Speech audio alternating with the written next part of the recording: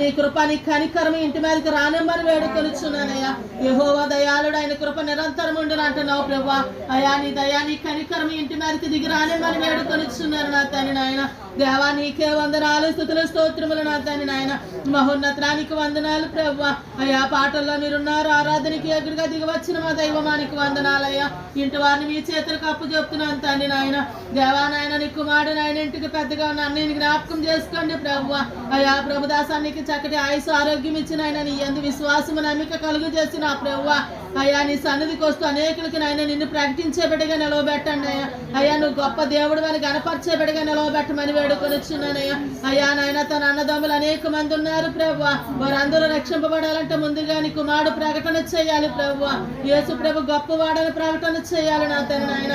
అందరిలో ఒకటిగా కలిసిపోకుండా నా ప్రభువా. అయ్యా నీ కుమారుడు ఒంటరిగా ఉండి నాయన నీ దేవుడు నాయన నీ మీద ఆధారపడి నా ప్రభువా. నా దేవుడు గొప్పవాడని అనేకులకు ప్రకటన చేసే బిడ్డగా నిలవబెట్టండి అయ్యా.